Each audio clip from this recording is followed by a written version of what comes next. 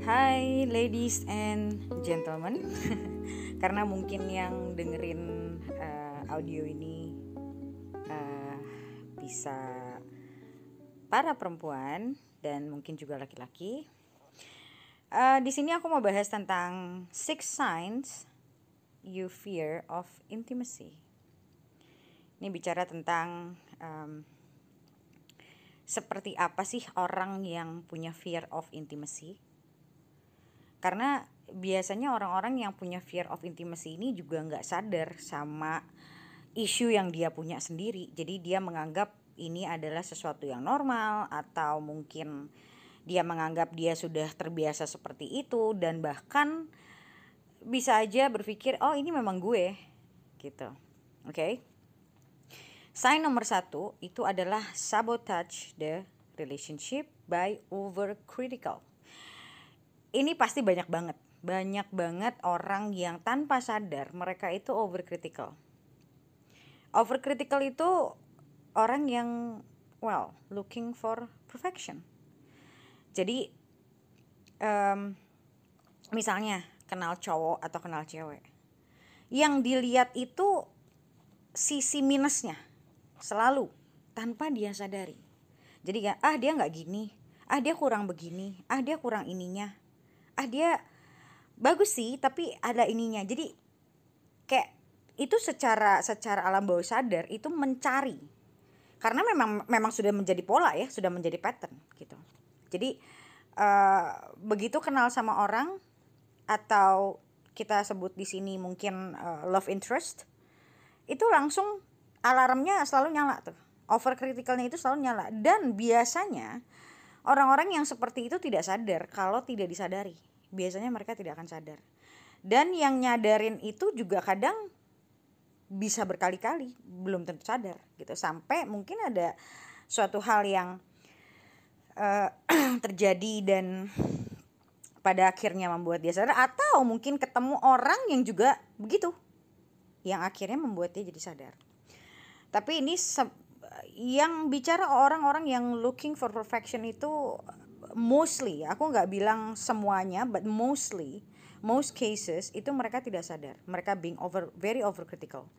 Jadi ibaratnya mereka mau dikenalin sama siapa aja, atau mau ketemu sama siapa aja, pasti awalnya mungkin tertarik, tapi lama-lama karena balik lagi yang tadi aku bilang, isi kepalanya sudah seperti itu, patternnya dia, polanya dia itu sudah seperti itu. Nah, tanpa dia sadari, ini adalah orang yang menjaga jarak dirinya dan orang lain sebetulnya. Jadi dia merasa, bahkan ada orang-orang yang merasa dia punya high standard.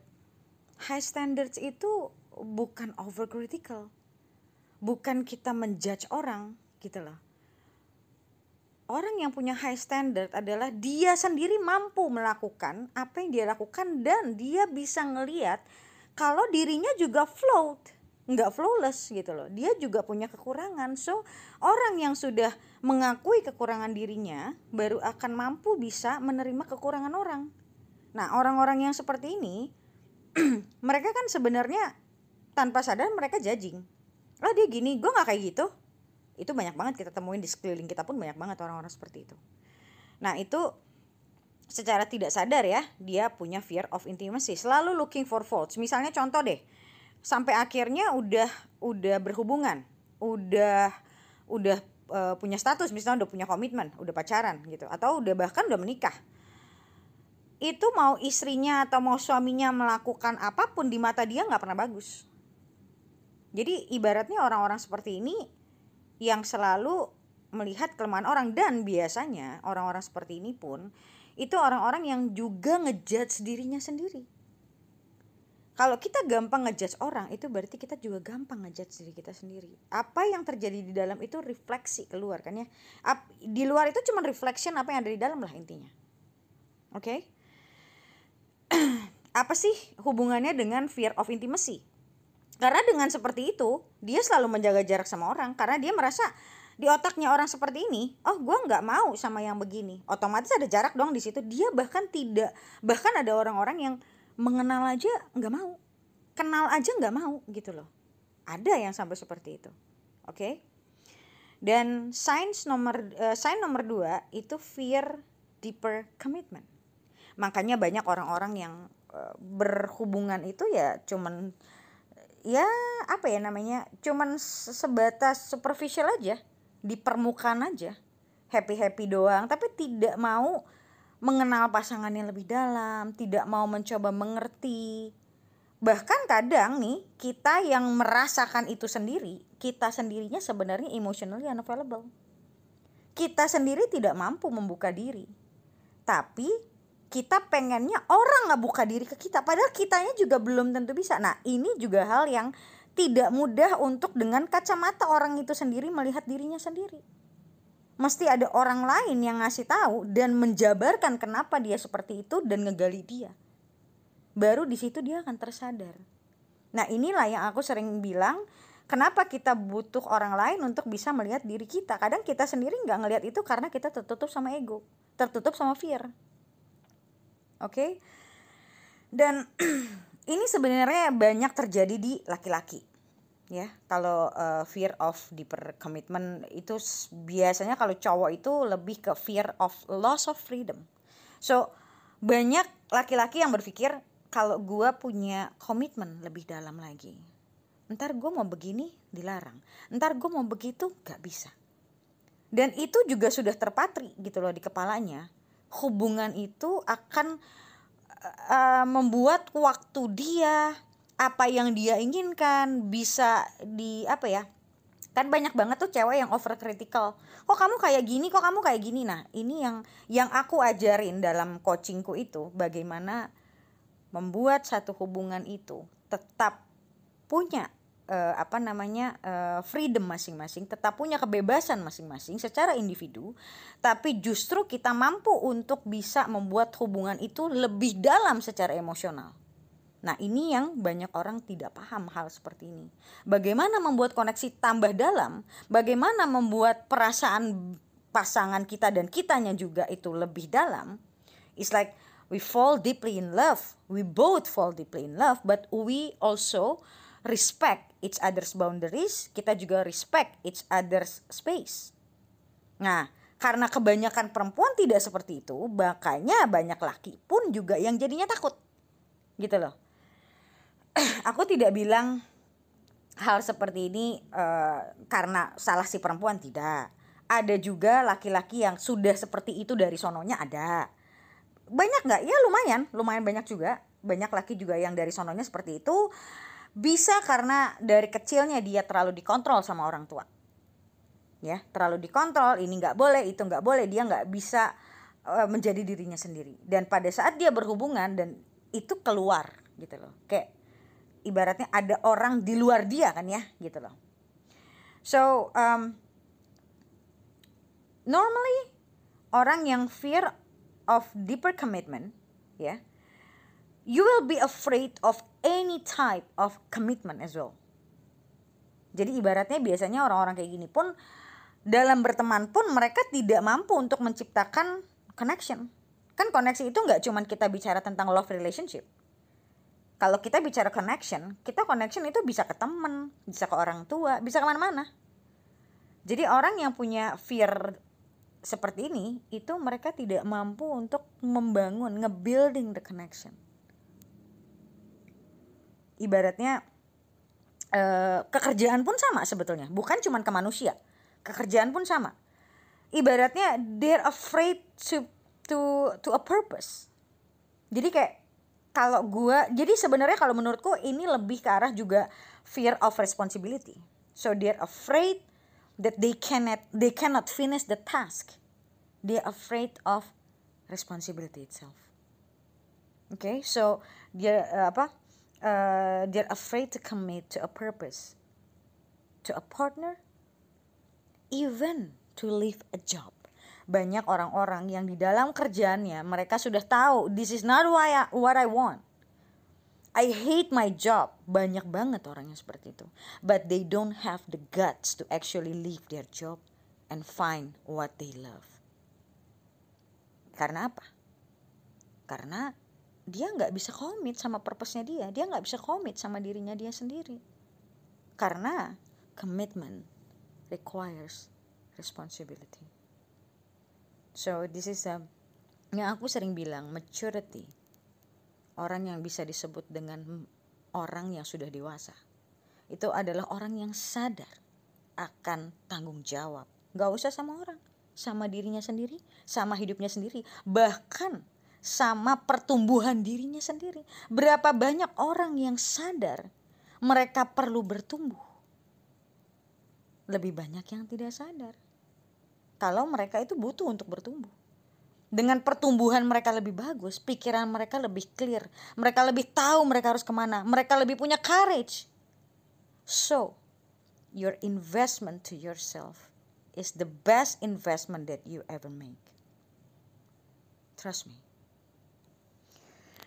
And then number 3, afraid to be truly seen. Ini banyak banget kejadian. Apa sih yang dimaksud dengan afraid to be truly seen?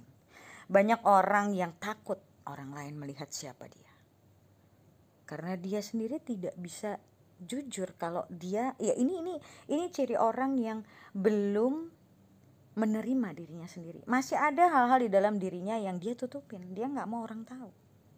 So how come you can be yourself if you still be afraid to be seen? Or bahkan banyak loh orang yang takut untuk ngeberesin diri. Bukan takut apa-apa, takut dikritik, takut orang lain ngelihat keburukan dia, dan dia sendiri pun belum mau berubah sebenarnya. Dia belum pengen dikasih lihat atau disuruh untuk berubah. Dia masih mau di situ, walaupun mungkin mulutnya bilang atau dirinya bilang dia mau berubah, dia nggak pengen dalam hidup itu. Tapi dia belum mau untuk menjadi dirinya, untuk bisa menampilkan dirinya apa adanya, dia belum mampu.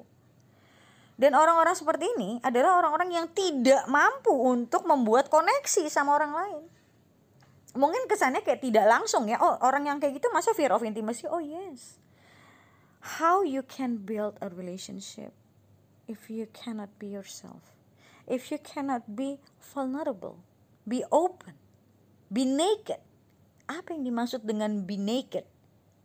Bahasa Indonesia telanjang ya, jelek banget. But be naked meaning that you're being yourself tanpa ada embel-embel. Berapa banyak orang yang mampu melakukan itu? Bahkan untuk mengutarakan perasaannya saja, dia malu. Dia ngerasa takut nanti pasangannya itu bisa tahu kartu as dia lah. Dia takut kalau sampai dia terlalu membuka diri, takut disakiti lah. Nah, gimana bisa building a connection kalau kayak gitu? Temboknya masih banyak. So, this is also the sign of fear of intimacy. Sebenarnya, tapi ya kadang banyak orang yang gak mikirnya sampai ke sana. Ya gue memang seperti ini, gue memang gak bisa. Itu bukan gue seperti ini. Itu isu yang harus kamu perbaiki. But if you still don't want to change, that's fine. But give yourself space for suffering. Dengan seperti itu, kamu akan suffering terus. Dengan seperti itu, kamu tidak akan pernah bisa building a connection sama orang. Justru orang-orang seperti ini malahan, yang justru mereka itu craving banget sama yang namanya cinta. Mereka craving banget sama yang namanya attention. But how people can give you love if you cannot open your heart? Bicara di sini kan kita menginginkan, kita mampu menerimanya nggak? Banyak orang yang kepingin doang, tapi menerimanya nggak bisa. Ibaratnya kamu lapar dikasih makanan, tapi kamu bilang kamu nggak bisa makan. So how people can actually be in touch with you, be comfortable with you, menyayangi kamu, mencintai kamu, kalau kamunya sendiri tidak mampu untuk menerima cinta itu sendiri? So, it means that you fear of intimacy. Walaupun mungkin diisi kepalamu selama ini kamu ngerasanya kamu gak seperti itu. It's just because you don't understand. It's just because you're unconscious. Kamu tidak menyadari. Okay? And then, number 5. You fight against universe. because you don't trust it. Banyak orang yang bahkan gak mau pacaran karena mereka takut sakit hati. Mereka gak mau berpikir sampai menikah, mereka takut sakit hati. Takut pernikahannya kandas, takut nanti cerai gimana. Because apa? They don't trust the universe, they don't trust themselves that they can do it, they can maintain, they can make their relationship blossom, they can make their relationship full of love. They just don't trust. And then orang-orang yang seperti ini yang disebut dengan mental block juga, heart chakra block juga. So it means that you once you cannot connect to your heart, then you cannot connect to your intuition. Because you are consumed by fear. You fear this, you fear that. Isi hidupnya cuma fear. Kalau gini gimana? Kalau gitu gimana? Always thinking about something yang belum terjadi. Yang belum tentu terjadi juga. So hidupnya cuma dihabiskan dengan perasaan takut. Hidupnya cuma balik lagi ke situ lagi. Sengsara enggak? Sengsara. Tapi niatnya untuk keluar ada enggak? Pertanyaannya balik ke sana.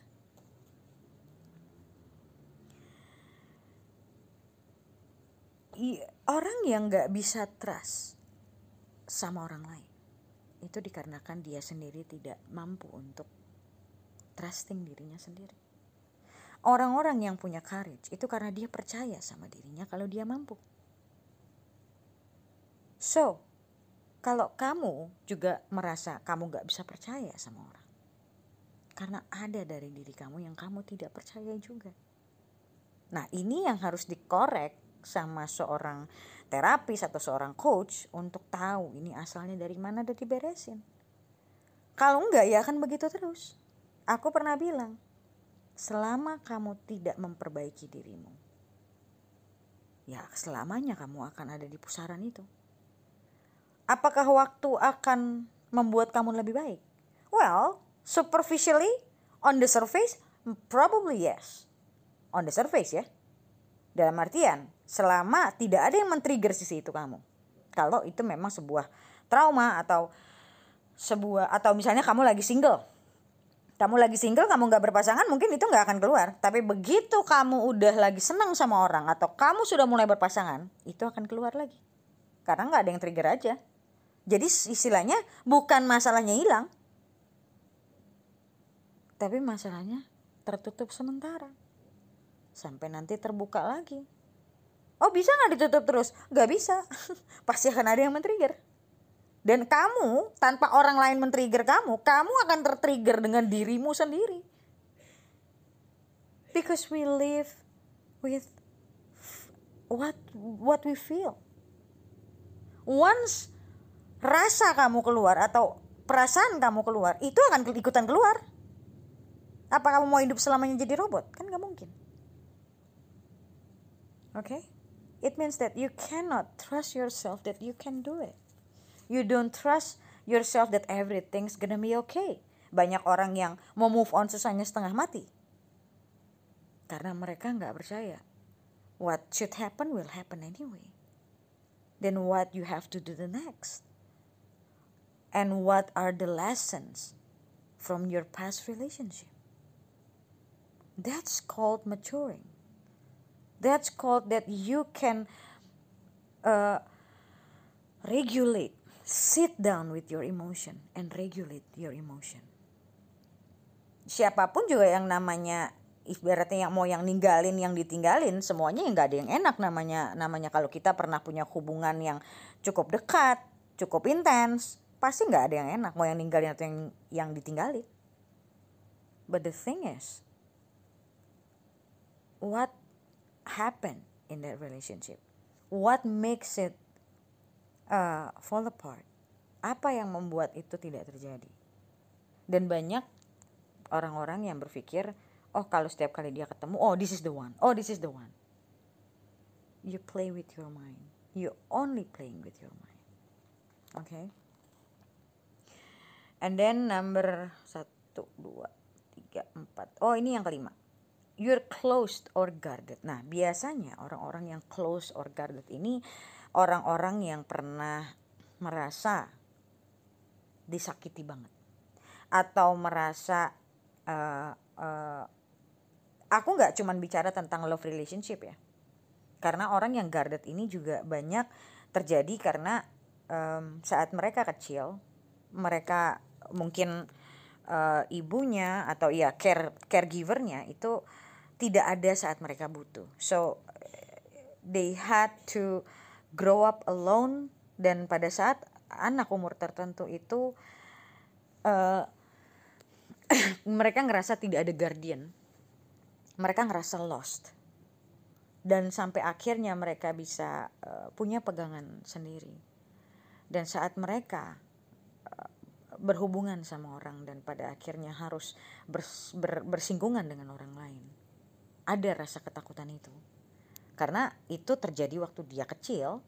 Dia merasa tidak ada orang yang bisa diandalkan atau ya something like that, dan dia akhirnya dia guarded, dia close dirinya, dia tidak mau terlalu mengharapkan orang, atau ya kan yang namanya mengharapkan ya nggak benar-benar bagus, cuman karena dari kecil seperti itu, jadi pola pikirnya seperti itu, so dia sudah terbiasa dengan keadaan seperti itu, yang pada akhirnya terbawa sampai dia dewasa, yang dimana pada akhirnya dia merasa ya udah pacaran cuman sekedar pacaran, nggak perlu, atau bahkan ada yang sampai sudah menikah, ya sudah cuman sekedar ya punya status, punya teman hidup, punya pasangan, ya udah, tapi mereka tidak mampu untuk ngegali ke dalam, tidak mampu untuk bisa itu biasanya emotional block, tidak bisa merasakan. Bahkan ada pasangan yang kok dia nggak bisa peduli sama aku, ya bukan jangankan peduli sama kamu,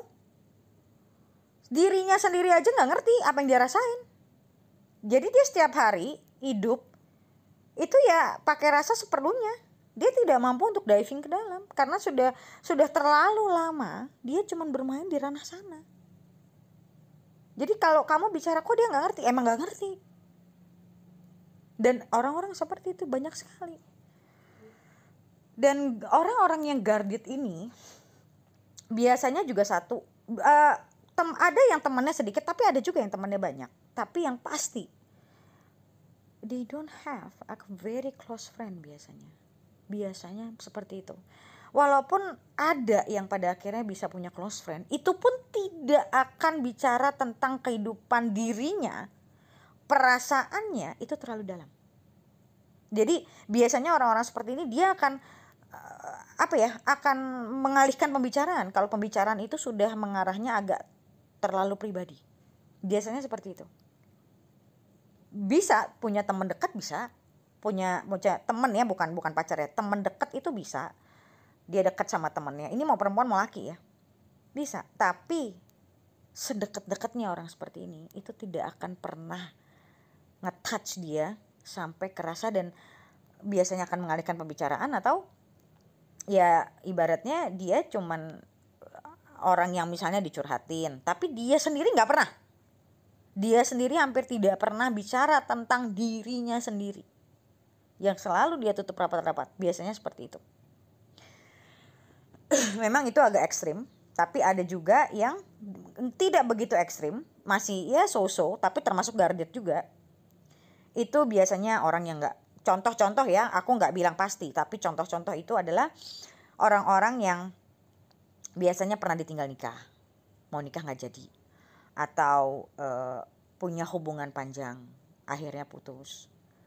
Itu adalah coping mechanism, dimana mereka merasa kalau gue terlalu dekat, walaupun otak sadarnya belum tentu bicara seperti itu, kalau gue terlalu dekat nanti gue kalau kehilangan sakit. Jadi dia belum apa-apa tuh udah mikirnya tuh kalau kehilangan gimana.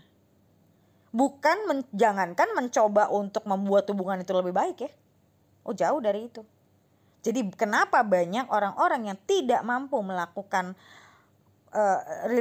berada dalam relationship yang panjang, atau panjang pun hubungan itu sebenarnya tidak dihitung dari durasinya berapa lama sebenarnya. Tapi seberapa hubungan itu meaningful? Seberapa meaningful hubungan itu? Gak peduli berapa lamanya. Banyak kok orang yang pacaran 7 tahun, 8 tahun, bahkan 10 tahun. Tapi hubungannya ya cuman sebatas karena familiarity. Karena sudah lama aja bersama. Tapi mereka gak kenal satu sama lain. Itu banyak banget terjadi gitu loh. Bahkan yang sampai sudah menikah. Aku ingat aku pernah punya satu klien. Dia sudah menikah sudah 10 tahun. Aku cuma tanya, suamimu ini siapa? Aku kasih dia waktu 15 menit buat cerita. Dan isi ceritanya itu bukan ngasih tahu siapa suaminya. Tapi apa yang dia tidak sukai dari suaminya. This is something different. Oke. Oke, dan yang terakhir adalah you will attract emotionally unavailable people. Ini yang disebut dengan mirroring. What you attract is what you are. Siapa yang akan kamu ibaratnya kamu tertarik ya. Itulah orang itu ya siapa kamu. Jadi kalau kamunya sendiri emotionally unavailable, kamu akan menarik orang yang seperti itu. Itulah yang disebut dengan energi. Walaupun di awal kamu, di awal dia gak kayak gini. Iya, kamu juga di awal mungkin gak begitu. Tapi begitu sudah mulai masuk ya begitu. Dan trust me, most of the time people don't understand that they have this issue. Sampai satu titik di mana dia sudah capek. Dia sudah mulai pelan-pelan merasa kayaknya ada something wrong nih. Atau suatu hubungan yang pecah gitu ya, akhirnya pisah dan ibaratnya benar-benar kayak slap them in the face. Itu biasanya pada saat proses perenungan itu biasanya mulai tuh keluar. Oh, gue juga gini ya. Oh, gue juga gini ya. Tapi kalau itu semua belum terjadi, bahkan ada juga yang itu semua sudah terjadi, tapi tetap aja seperti itu. Ada, banyak. Jadi ibaratnya banyak orang yang tidak tersadar akan dirinya sendiri, kebutuhan dirinya sendiri, dan tidak sadar akan isu dirinya sendiri. Pokok intinya adalah what you attract is what you are. Itu yang sering banget aku ngomongin dari video-videoku zaman dulu. Kalau kamu menginginkan dengan sadar, menginginkan sesuatu yang lebih baik atau seseorang yang lebih baik, apa yang perlu kamu perbaiki dari diri kamu supaya energimu bisa menarik itu? Kalau tidak, yang aku dulu bilang, ya banyak dari kalian yang tahu aku juga tarot reader. Mau seberapa banyak pun readingan kamu yang kamu bikin atau kamu tonton, itu tidak akan merubah apapun. Sampai kamu mau merubah dirimu sendiri, karena energi itu kamu doang yang bisa rubah. Dengan pertolongan terapis, dengan pertolongan coach, untuk mengorek apa sisi diri kamu yang harus kamu perbaiki yang mungkin selama ini tidak kamu lihat. Oke? Ibaratnya kamu tidak, jadi banyak orang yang udah sampai menikah, itu kok dia tiba-tiba berubah. Sebenarnya bukan dia tiba-tiba berubah, dia memang seperti itu dari awal. Jadi kamu pun sama, kamu mungkin dinilai kamu berubah karena they don't see you the part you don't want to be seen. Ibaratnya banyak juga orang yang merasa gini, kok dia gak ngertiin ini gue sih? Karena kamu juga tidak membuka diri, orang gak tahu. Ada juga yang seperti itu. Tapi kamu tidak sadar. Kamu merasanya, kamu misalnya sakit hati. Hari ini aku ada baca di feed Facebookku, itu ada satu cewek. Ini menurutku agak lucu.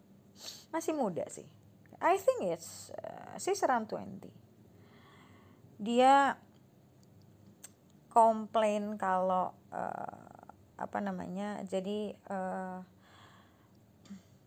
dia baru dating sama satu cowok, dan cowok itu mau jemput dia ke rumahnya, dan cowok itu udah keburu ketemu sama bokapnya di luar.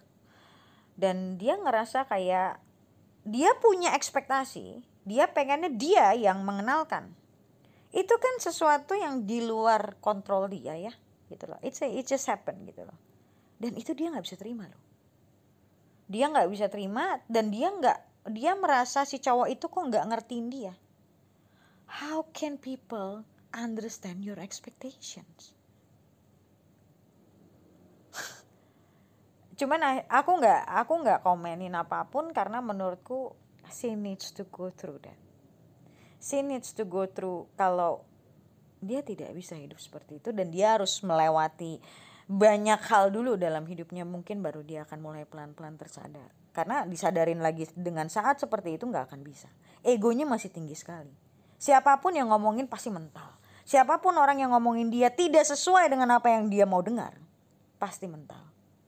Itulah yang terjadi di banyak orang. Makanya kenapa aku sering bilang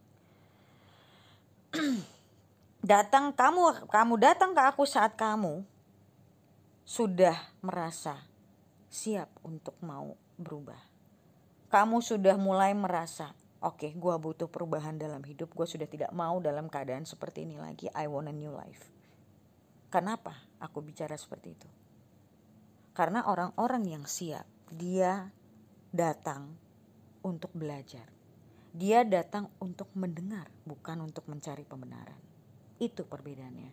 Once you listen, you sit down, you listen carefully, you gain knowledge, you gain wisdom. But once you come with your glass is full, you cannot digest anything. Semua kan mental. You cannot get anything. Let alone wisdom. Even the knowledge, you cannot get it. That's why I always say, willing to learn and ready to change. Karena cuman willingness kamu dan readiness kamu yang akan membuat satu perubahan. Yang dibimbing kamu ke jalan dimana either itu coach atau terapis, biasanya ngebimbing itu coach. Ngebimbingnya juga enak karena orangnya memang sudah siap, dalam keadaan siap. Apakah boleh orang yang belum siap datang? Ya boleh-boleh aja, tapi ya gak akan kemana-mana. Paling yang ibaratnya dari 100% yang dikasih tahu, paling masuk 20-30% max. Bahkan gak nyampe 30%, I'm not sure. Mungkin 10 bahkan 5%. Karena egonya masih terlalu besar. Tapi orang-orang yang sudah punya willingness and readiness, itu cepat banget jalannya. Karena mereka mampu ruminating sendiri. Mereka mampu berkontemplasi, mereka mampu untuk berintrospeksi. Di proses di dalam. Istilahnya wisdom yang dikasih itu diproses di dalam. So just remember that, ya ibaratnya aku ngomong jadi kemana-mana.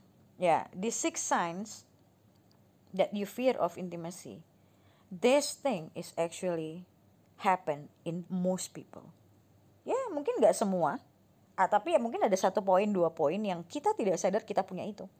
Aku dulu seperti itu, tidak semua poin, tapi I didn't even realize that I was emotionally unavailable. I didn't realize that. I couldn't open myself. I couldn't open my heart. But I crave the intimacy. I long for the intimacy. Aku gak ngerti dulu, kok gue pengen gini, kok gue gak bisa dapet. Padahal gue pengen gitu, tapi gue gak dapet. Until I realized it's all within me. And then I open myself. I open all possibilities. Tapi first things first, you need to understand what happens within you.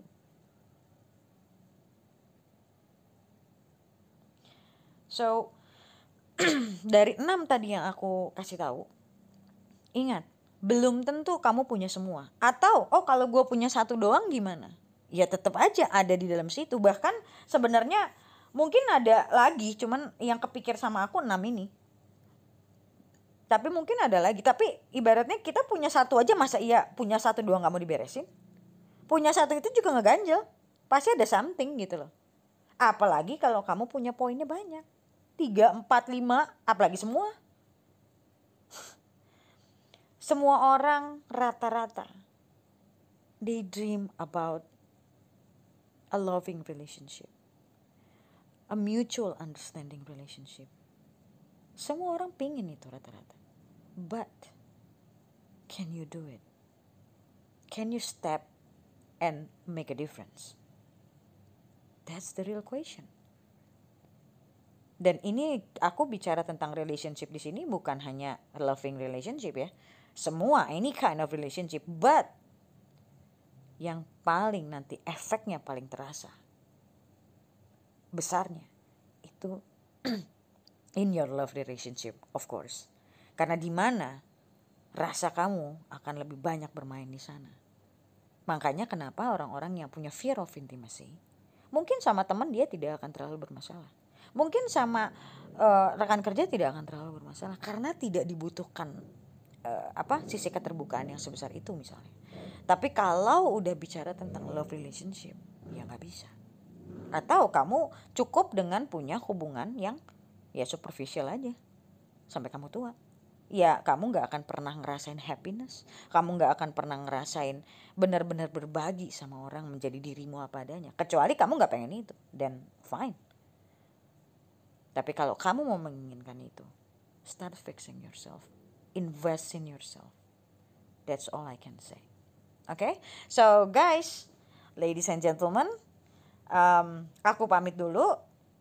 Nanti aku akan recording lagi something different, so you can listen.